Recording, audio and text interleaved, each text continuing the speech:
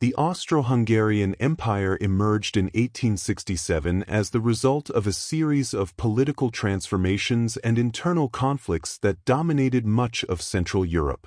By the mid-19th century, the empire faced growing nationalist tensions, particularly from the Hungarians, who sought greater autonomy within the monarchy.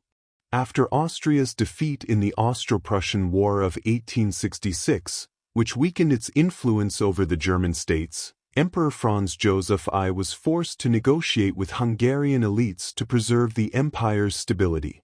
The negotiations led, in 1867, to the transformation of the Austrian Empire into a dual monarchy.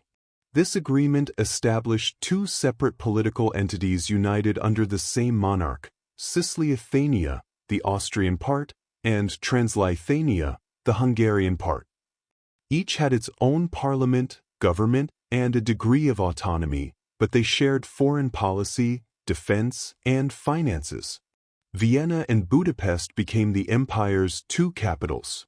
The rise of the Austro-Hungarian Empire reflected the challenges of governing a multi-ethnic territory in an era of rising nationalism. Although the Compromise of 1867 temporarily appeased Hungarian demands, other minorities, such as Czechs, Slovaks, Croats, Romanians, and Poles, remained dissatisfied, fueling persistent tensions. Despite these challenges, the empire remained a major European power until its collapse after World War I in 1918. In the German-speaking regions of the empire, particularly in Bohemia, industrial capitalism was developing far more extensively compared to Slavic regions. By the late 19th century, thousands of Czech peasants migrated to the industrial regions with German majorities. Soon, the influx of Czech migrants, drawn by promises of work in mining and manufacturing, found themselves competing with local ethnic Germans. In 1868, German textile workers in Dessendorf rioted against Czech immigrants. In 1871, German bakers petitioned against a group of Czech bakers who had migrated in the 1860s, accusing them of depressing wages and causing unemployment.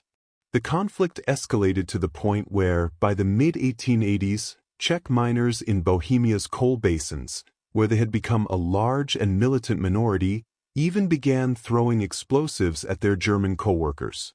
According to Ferdinand Berschowski, an early leader of the German Workers' Party, which we will discuss later, the first nationalist protective association for German workers was founded in Budweis, Bohemia, in 1885. But even before that, perhaps as early as the 1860s, German-speaking workers in Vienna, Lower Austria, Bohemia, and Moravia gathered in taverns after work to discuss the threat posed by the free immigration of Czechs into districts that had historically been German. These groups often overlapped with trade unions, grudgingly tolerated by authorities after 1869, as well as existing charitable and occupational associations. Contemporary accounts of these early German nationalist workers' associations are almost non-existent. Few kept membership or meeting records, and their activities were rarely deemed noteworthy by the press. However, it is known that by the late 1880s, over 25 such organizations existed across Bohemia, Moravia, and Silesia, composed of textile workers in Reichenberg, glassmakers in Gablons, and mixed tradesmen in Teschen, Hohenlohe, IGLAU, Troppau, and other cities. These were not unions in the traditional sense. Many members belonged to regular unions while joining nationalist groups on the side. Their primary goal was not collective bargaining with employers, but protecting their members from competition with less skilled, less demanding Czech and Polish immigrants.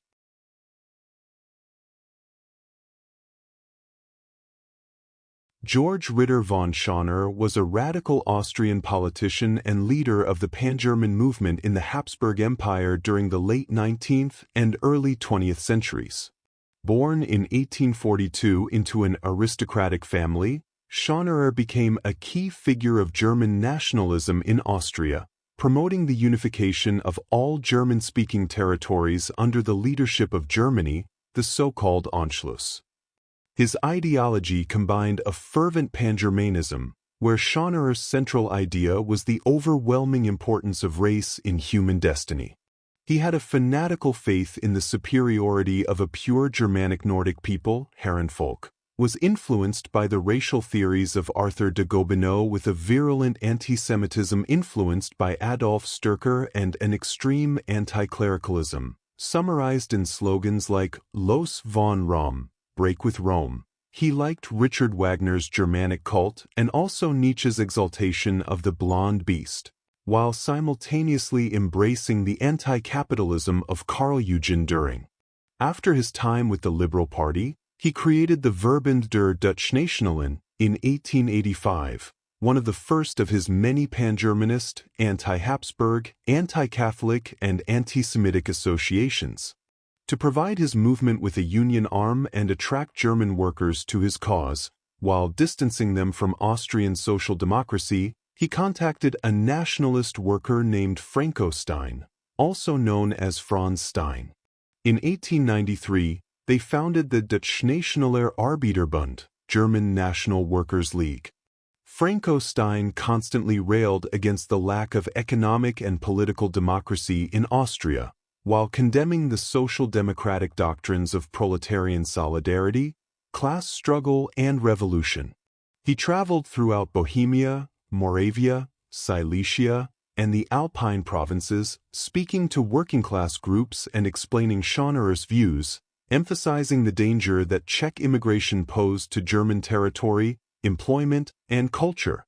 Schönerer used Stein only to popularize his general ideas on pan-Germanism and social reform, which followed Bismarck's social legislation.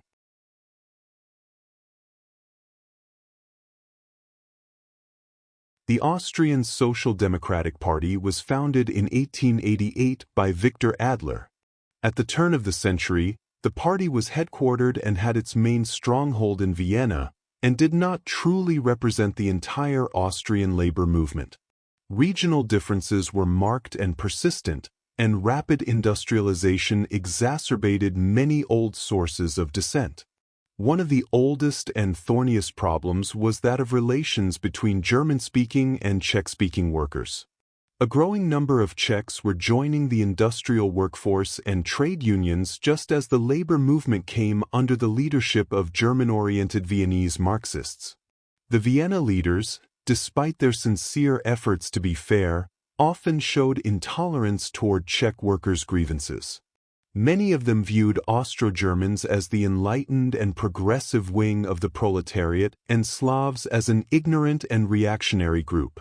Kautsky, for example, stubbornly insisted, against the facts, that the Austrian labor movement was an Austro-German affair.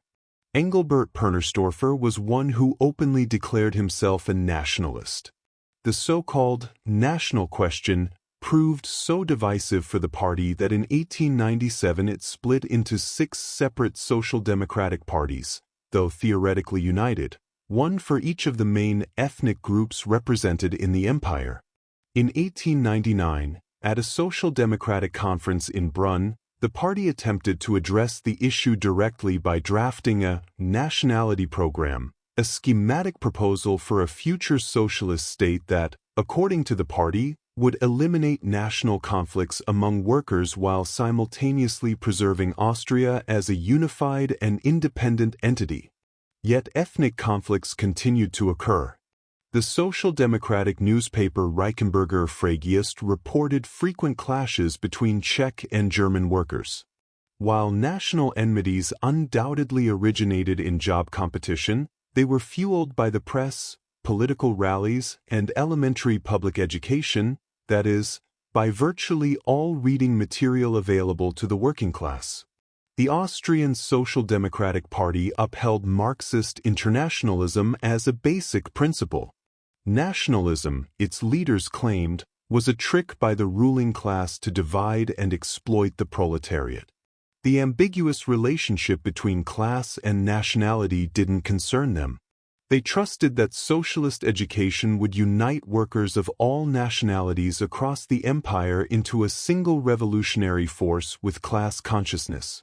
At the 1891 Party Congress, attended by representatives of nearly 100 Bohemian trade unions, a Czech nationalist faction, led by Jan Vavra and Jan Wurstel, which called itself Czech National Social Democracy, denounced the party leader's accusation that national sentiments were being incited in the service of bourgeois interests and left both the meeting and the party. Other Czech delegates, although they remained in the party, accused the Germans of relegating Czechs to a subordinate position within the movement. During these years, the Austrian Social Democratic Party faced difficulties that socialist parties in most other European countries did not.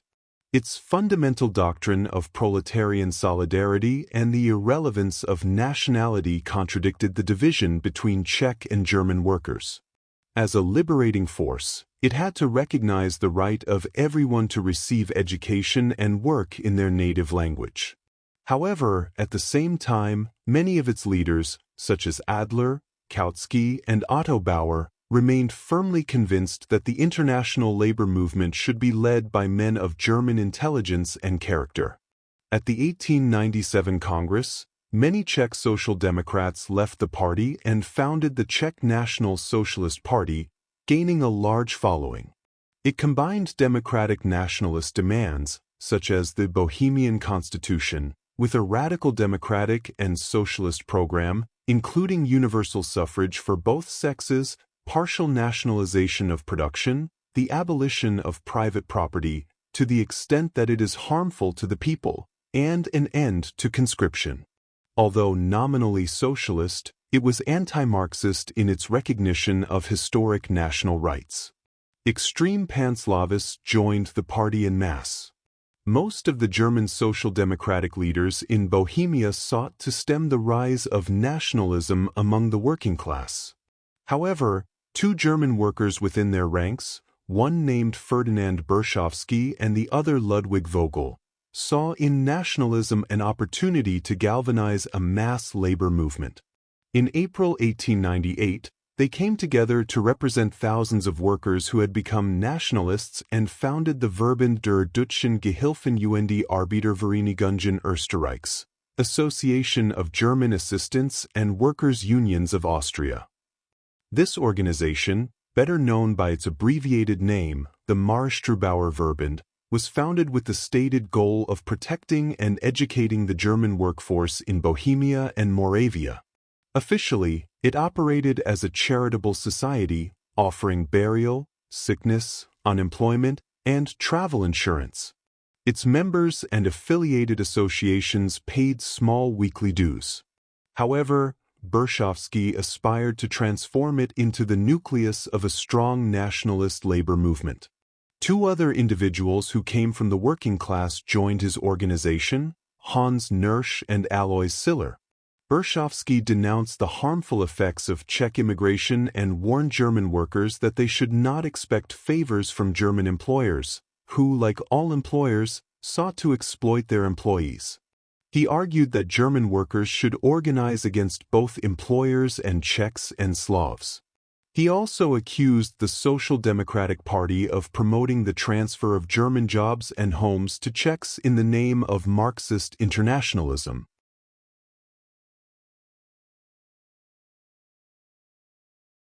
After breaking with social democracy to form their own workers' nationalist group, Ferdinand Berschowski and Ludwig Vogel allied themselves with von Schönerer and Franko Stein.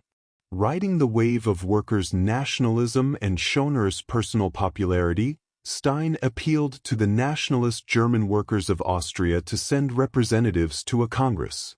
In response, between 200 and 300 delegates, representing at least 4,000 workers, although some sources put the figure considerably higher, met in the town of Eger on May 14, 1899.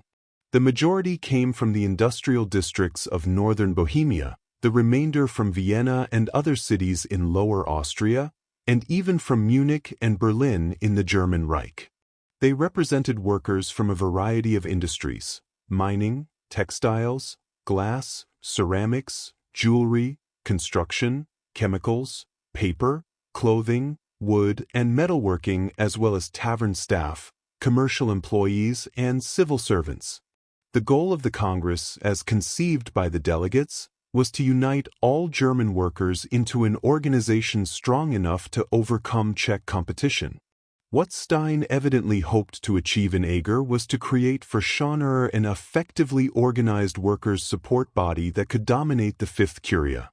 Hans Niersch, a worker associated with Berschowski, mentioned above, proposed to the delegates of the Marschtrubauer Verband that they send their greetings to Schönerer, in quotation marks, the Führer of the German people of the Ostmark. The motion was unanimously passed amid cries of Heil. A motion was then adopted swearing loyalty to Schönerer and declaring that the social and political goals of the organizations represented were formulated in the Linz program. The delegates also pledged to cooperate with the honest working people of the German people, peasants, artisans, merchants, and intellectuals, in the struggle for national political rights and improved social conditions. Agreement was reached on a 25-point program, the highlights of which were the exclusion of Czechs, the improvement of the quality of life of the German worker, the unification of Germans as, quote, Volksgenossen, which means comrade of the people, in English, a term later used by the Hitlerites, and also the nationalization of joint stock companies, mines, and railroads. The numerous delegates at the Congress elected several members to form an executive committee to lead the German national labor movement. Prominent among those elected were Franko Stein, Ludwig Vogel, Hans Niersch, and Ferdinand Berschowski. All of them were workers by profession or origin, from the same social class as the German social democratic leaders in Bohemia. 5 months after the Eger Congress, in October 1899, Franko Stein reorganized his Deutschnationaler Arbeiterbund, ostensibly to strengthen his and Schönerer's control, renaming it the Bund Deutscher Arbeiter Germania. At that time, it had 45 branches in Bohemia and soon opened others in Moravia, Silesia, Upper Austria, Salzburg, Tyrol, Vienna, Vorarlberg, Styria, and Carinthia. The Marschtrubauer Ferdinand Berschowski Association also benefited from the rise of nationalism and, by April 1900, had nearly 6,000 members in 40 local branches. The growing strength of the nationalist movement was reflected in the results of the 1901 Reichsrat elections, which gave Schönerer the greatest electoral success of his career. His party, now called the Alldeutsche Partei, Pan-German Party, increased its representation from 8 to 21 deputies, 6 of whom, elected by the Fifth Curia, belonged to German nationalist workers' organizations. It is impossible to determine exactly how much of Schönerer's success was due to the support of the nationalist workers' movement, since the fact that only a small number of deputies were elected by the Fifth Curia limited the power of the working-class electorate in Reichsrat elections. At the end of the 19th century, numerous nationalist groupings existed. Franko Stein's Bund Germania and Ferdinand Berschowski's Marschtrubauer Verband competed for the loyalty of these groups. Although the nationalist workers' groups did not have a completely solid ideology, socialist and nationalist union affiliations were more similar than the Social Democrats admitted, as were their leaders' views on certain fundamental issues. Ferdinand Berschowski and another nationalist labor leader named Walter Gattermeyer, like many others, agreed with the Social Democrat Karl Renner, the Marxist theorist, that the fundamental cause of workers' suffering was capitalism. Ferdinand Bucharski and his fellow nationalists had no intention of serving employers as strikebreakers or leading the so-called Yellow movement. But since the immediate threat to German workers was competition from the Czechs, the nationalist workers believed that pressure should be applied not only to employers, but also to Czechs and Slavs. After 1901, von Schönerer apparently renounced all ambition, if he had ever seriously entertained one, of leading a powerful mass workers' movement.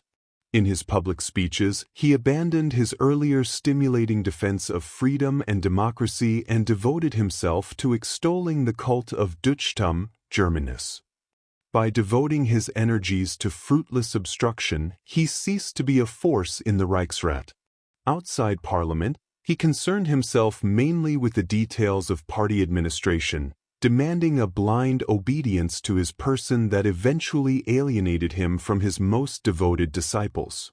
The dispute was decisive for the nationalist labor movement as it ended Schönerer's leadership. Freed from his influence, the nationalist workers were able to move toward formulating a new political philosophy. The first effect of the break with Schönerer was the spread of confusion and disillusionment. Ferdinand Berschowski and the leaders of the organizations linked to his Marschtrubauer Verband were convinced that pan-German politicians had only cooperated with them to secure the working-class vote, and that the pan-German movement had always subordinated the interests of workers to those of the middle class. They then understood that the labor movement itself must become the center of gravity of the nationalist movement. Ferdinand Berschowski and his colleagues advocated a more radical and independent path, while Franko Stein remained loyal to Schönerer. The rivalry between Stein and Berschowski, initially a power struggle, transformed into a political divergence. Later criticism accused Schönerer of deceiving workers with empty promises and hindering their struggles. Alois Siller promoted the creation of nationalist unions and a militarized organization to defend the interests of German workers, demonizing the Slavs. Despite Hans Nirsch's attempts to form a radical workers' party, internal disputes and a lack of cohesion led to the decline of the Marschtrubauer Verband, which dissolved in 1903.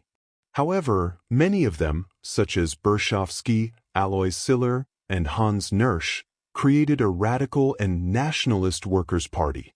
They opposed Schönerer's pan-German movement, considering it reformist and bourgeois. They also opposed Austrian social democracy for its internationalism, so on November 14, 1903, in Bohemia, they founded the German Workers' Party, the first German National Socialist Party.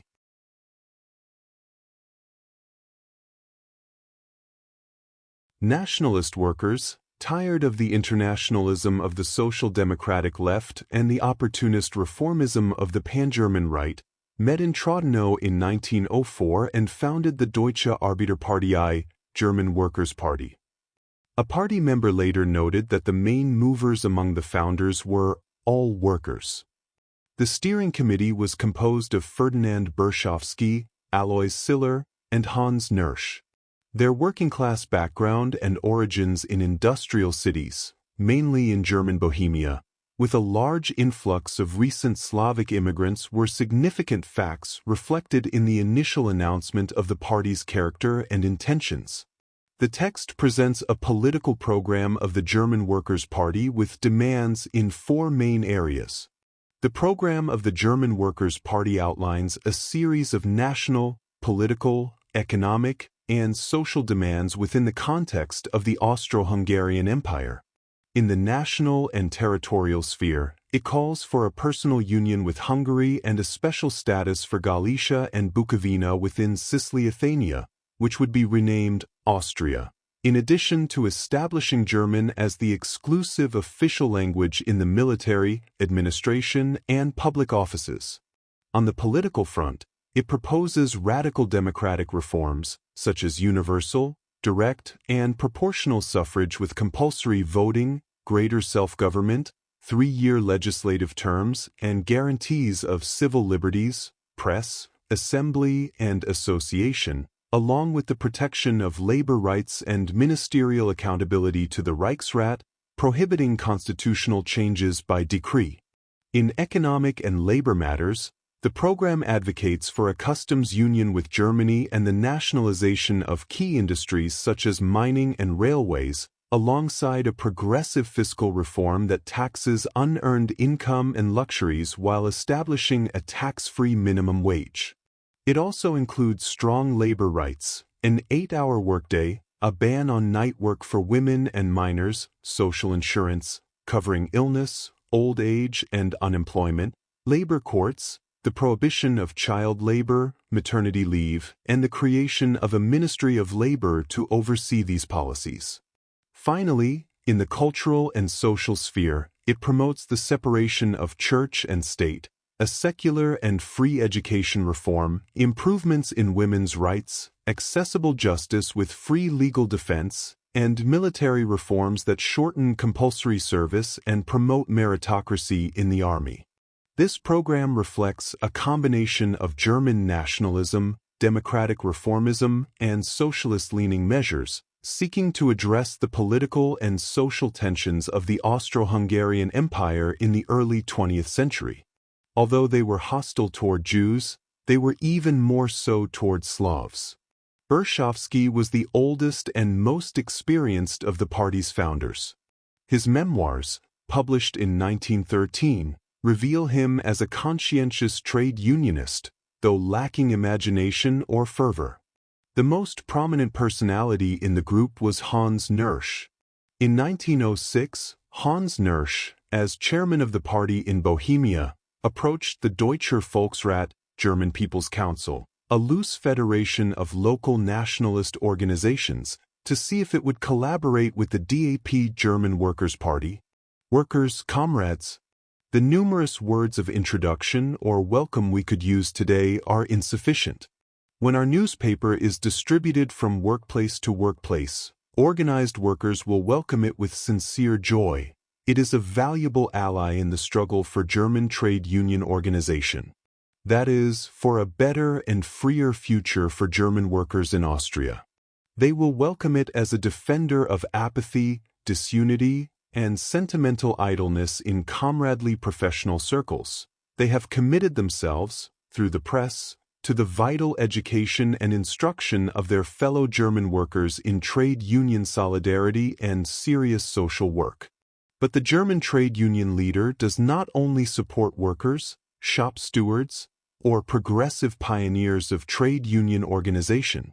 He is committed to winning all comrades in Austria-Germany over to our good cause. The lessons that have been engraved in the minds of the German working class over the past year are vivid. Everywhere we look, social war rages in all its forms. This is no time for German workers to passively await the resolution of events, to entrust the protection of our interests to a merciful fate. The honor of our class, the self-confidence of the German worker, our concern for the future, oblige us to a work of vigilance and preventive protection everywhere. The concept of trade union organization is taking root, and new professional structures are emerging on the solid foundation of German national economic labor policy. The task of our central body is to expand these unions, train and provide for their members, attract indifferent German workers, and achieve the fusion of the various professional associations into a powerful and unified movement. While the unions defend economic interests, the press carries out the educational work of the organization. With firm confidence, we set to work. It is true that the task ahead is not easy. The German trade unions understand that they are still in the early stages of their development, and initial difficulties cannot be ruled out. But the movement and its goals are in full swing and must overcome their difficult beginnings to achieve fruitful progress. The path to the present situation is festive proof that we must succeed through active and tireless agitation in gaining ground for the movement among the German working class. If, in addition to more fertile areas, there is rockier soil where the seed of enlightenment must be sown 2 or 3 times before the harvest slowly ripens, we must not allow this work to bother us. The more difficult it is to achieve victory, the greater its reward. Recognizing that German workers in Austria can only find effective protection from social oppression and the devastating Slavic flood in the German trade unions in the end, this truth prevails despite everything. When the first local groups of our associations emerged, the Social Democratic and Christian prophets immediately predicted their imminent demise. German national unions. And today?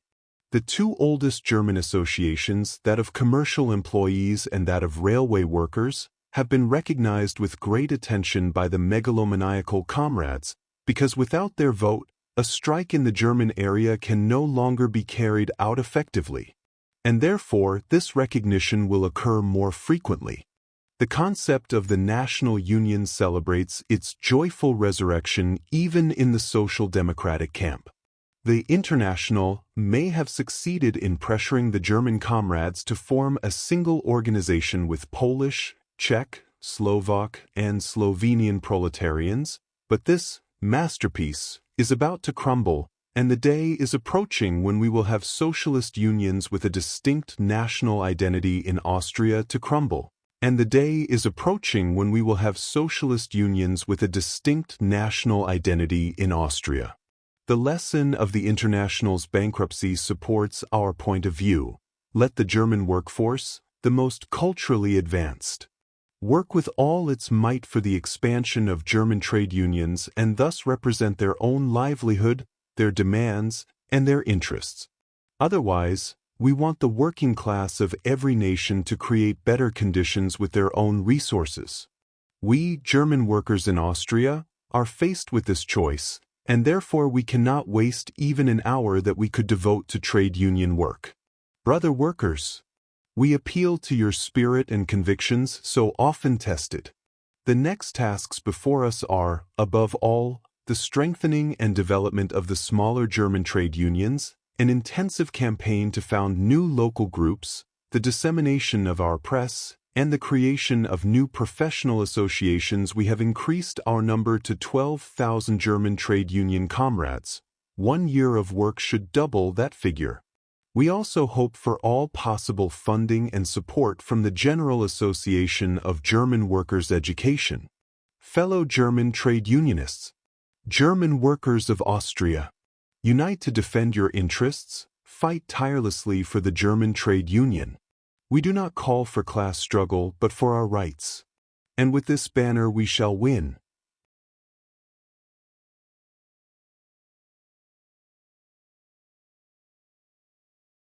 In 1909, 2 new recruits joined the party who would be important for the future. One of them was Rudolf Jung, a railway worker born in Plas, Bohemia. He spent part of his youth in IGLAU, a German-speaking enclave in Moravia, where tensions had been running high between Czech and German railway workers since 1880. And Walter Riehl, an ex-social democrat, described himself as a, quote, revisionist socialist. And the reason he joined the party was because he saw it as a synthesis of socialism and nationalism. Less important but worth mentioning was Hans Krebs, a future member of the SS, who also joined the German Workers' Party in 1909. Rudolf Jung and Walter Riehl rose through the ranks of the party and, along with Hans Nirsch, became key figures in the movement. In 1912, Rudolf Jung and Walter Riehl undertook a revision of the party's fundamental political philosophy declaration. In September 1913, the party congress, held in Iglau, Moravia, a declining German-speaking enclave, approved their amendments. The preamble of the Iglau program, written by Walter Riehl, stated the following: Marxist teachings on internationalism were and are erroneous, and they cause immeasurable harm to the Germans of Central Europe. Workers have a special interest in maintaining and increasing the living space, Lebensraum, of their own nationality. Nowadays, it is not the whims of princes that provoke conflicts between peoples, but economic competition. Especially in the more developed countries, there has been a demand for labor, and less educated foreign workers have often displaced established inhabitants. This development concerns the Germans above all. Social democracy in Austria is a child of the German Reich, and its internationalist principles had to be put to the test here. The theoretical structure of Marxism completely collapsed under the blows of reality in this place. Only the poor, stateless, German-speaking devils are loyal to it, to their own detriment. They are the ones who, after having strengthened social democracy with their contributions, were driven from their jobs and homes by their beloved Slavic comrades. German employers hired the cheapest Slavic worker. However, The Red organization refused to provide aid to its former German party veterans, even though they were entitled to it. Thus, the need to survive finally began to open the eyes of German workers. They began to understand for themselves the perniciousness of the internationalist idea and the dishonesty of a social democracy dominated by Jews and Jewish big capital. They also opposed the Black International's attempt to found a clerical workers' party. But our new sympathizers, coming mainly from social democracy, they soon wanted a party program that reaffirmed their economic demands. Strict, folkish, ethnicist thinking was in line with the immediate economic demands of the workers in the Trotino program of 1904. The new political program did not alter its anti-capitalist views, but it further emphasized racial, expansionist, and anti-Semitic issues. Walter Riehl, Rudolf Jung, and other National Socialists occasionally referred to Carl Eugen Düring as a source of inspiration for their ideas. By the beginning of World War I, the party had collapsed, as many members were forced to serve in the military, while others tried to avoid it. At the end of World War I and after the fall of the Austro-Hungarian Empire, the party changed its name and officially became National Socialist, using the swastika symbol proposed by Walter Riehl. The match was divided into 3 parts, one in Poland, one in Czechoslovakia, and one in Austria.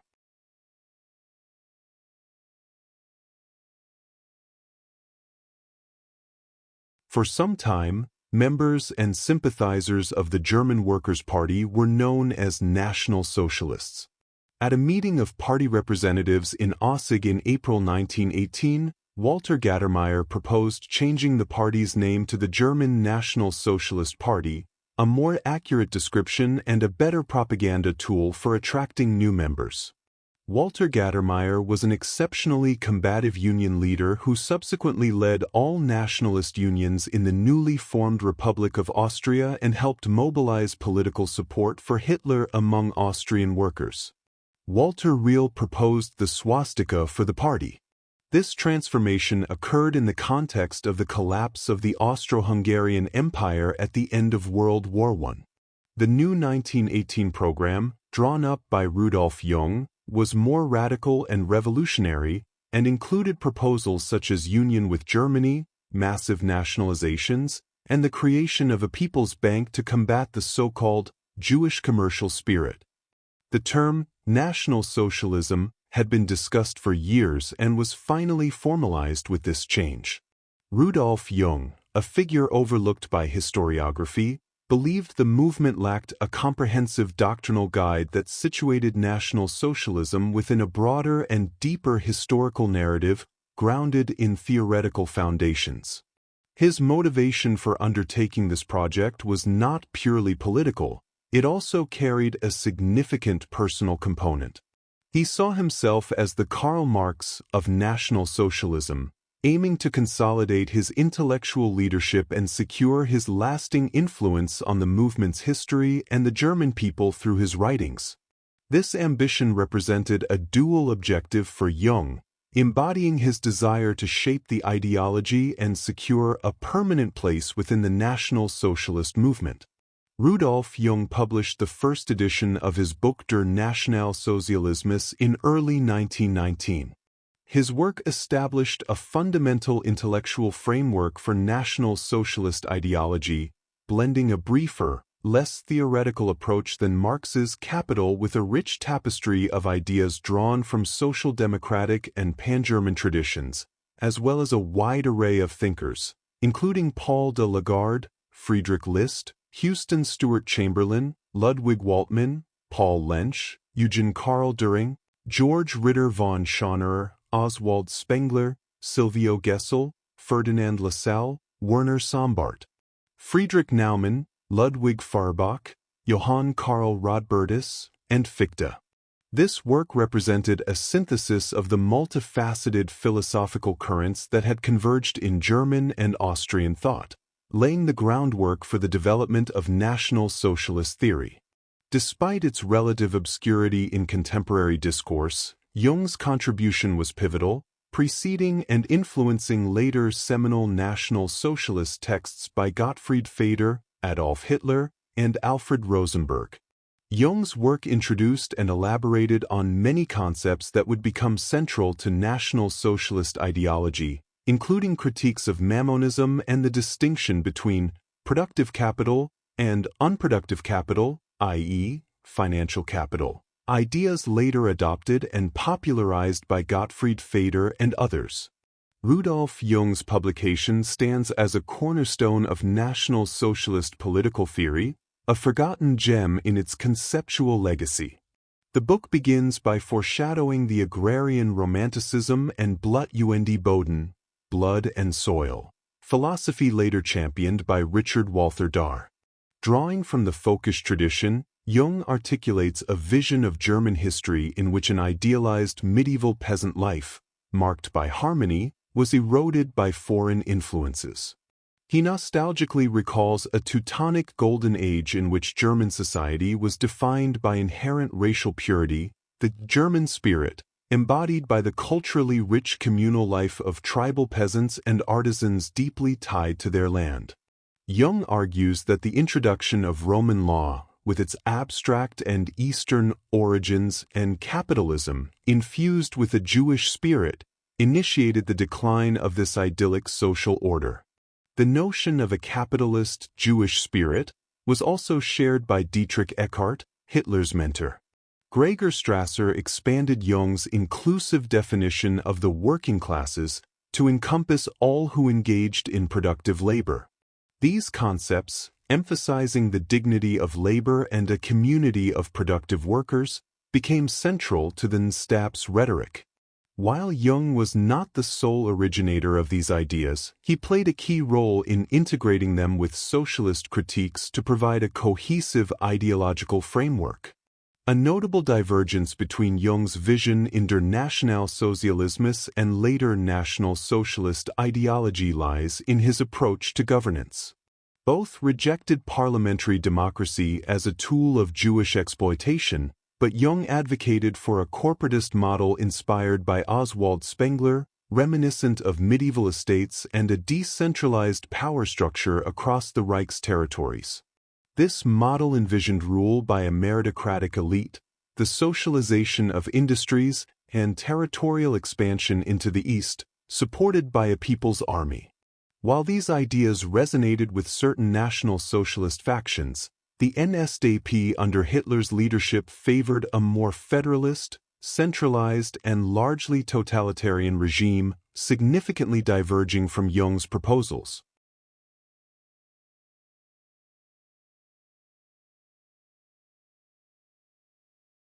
The party Hitler joined in 1919 was not the first National Socialist Party in Germany.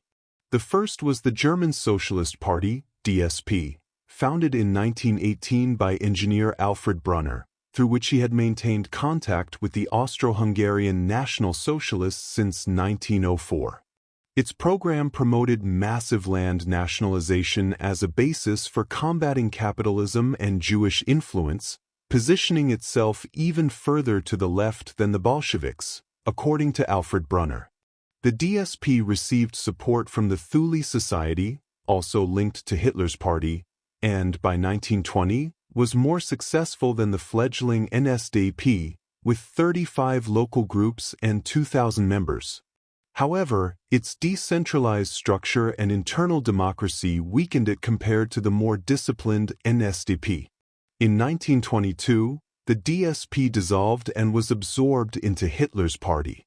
In the autumn of 1918, Karl Harrer, a sports writer for the right-wing newspaper Münchner Augsburger Abendzeitung, was commissioned by the Thule Society to form the so-called Thule Workers' Circle among the proletariat as part of a broader plan to recruit workers for ethnic nationalism in Bavarian politics. After attending a public meeting in Munich's Wagner Hall on October 2, Harrer was impressed by a speech given by a worker named Anton Drexler, who called for the unity of the bourgeoisie and workers. Although Drexler's speech was met with hostility by the crowd, Harrer saw an opportunity. He approached Drexler with the offer of helping establish a political workers' circle to spread their shared ideas among his working-class contacts. Drexler, who had previously failed to do so on his own, was intrigued by the proposal, and so the Circle of Political Workers was formed. By January 5, 1919, the Circle had evolved into the German Workers' Party, DAP, a small organization with barely 20 members, now an independent political party. Anton Drexler published a political pamphlet between May and September 1919. His pamphlet was titled, My Political Awakening, from the Diary of a German Socialist Worker. In his pamphlet, he primarily denounced internationalism, both socialist and capitalist. The internationalism of the Freemasons and, even worse, according to Drexler, that of Jewish high finance. Drexler mentions his former sympathies for German social democracy, but because of his rejection of the internationalism it advocated, he leaned toward National Socialism. Notably, he spells it Nationalsozialismus rather than Nationalsozialismus, which later became the standard spelling within the Nazi Party as National Socialism became a more coherent popular ideology. The difference between the two is crucial. The separation of the two terms makes it much clearer that Drexler is referring to a national form of socialism, especially since he directly contrasts it with social democracy. From this, it follows that there is some kind of connection between the two. The Sudetenland and the Austrian National Socialists also separated the two terms.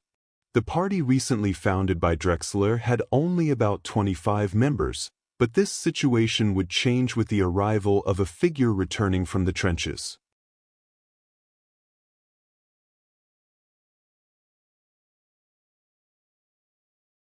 Upon returning from the trenches in 1918, Adolf Hitler did not have a clearly defined ideology, contrary to what he would later claim in Mein Kampf.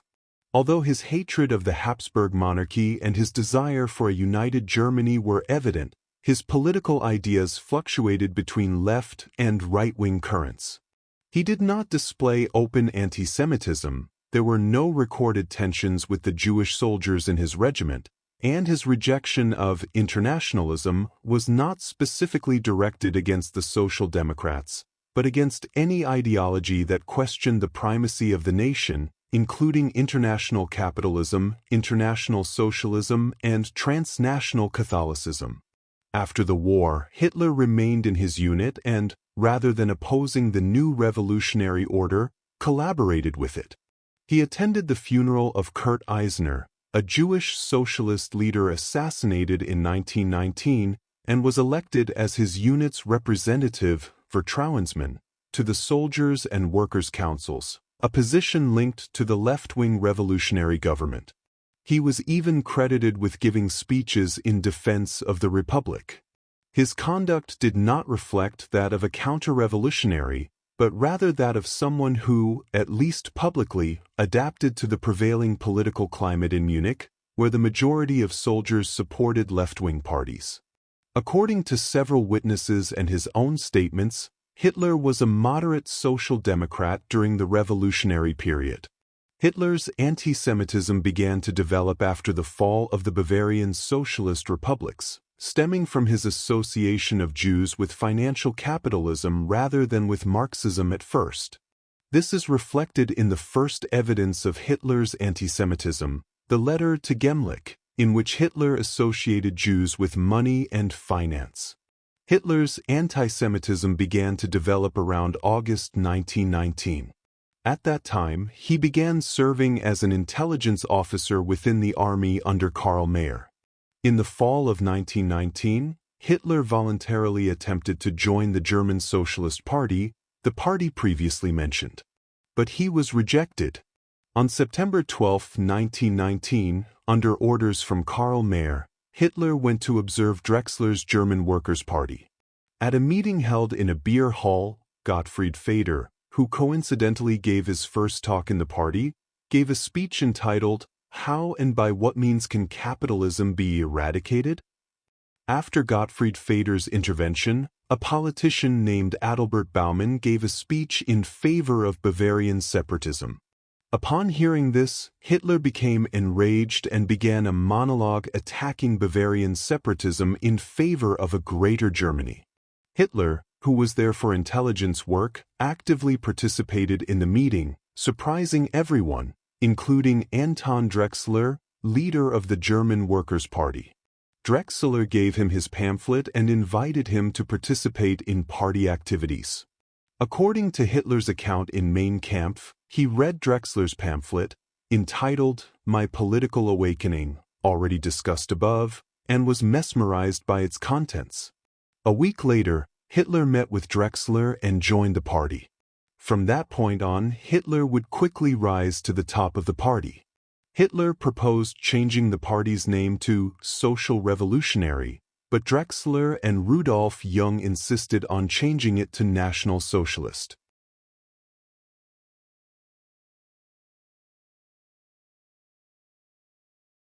All the National Socialist parties met in Austria on August 7 and 8, 1920, at the little-known Salzburg Conference.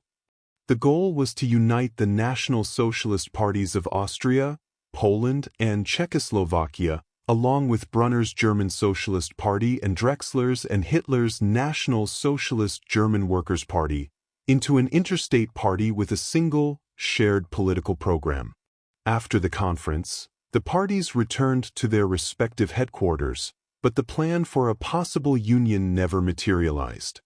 Adolf Hitler, interested in exercising a dictatorship within his party, tried to prevent a possible union with the various National Socialist parties and avoided a merger with Alfred Brunner's German Socialist Party. The main reason was that he did not want anyone else in the leadership but himself. Thus, all the National Socialists in Germany and Austria ended up, to a large extent, subordinated to Hitlerism,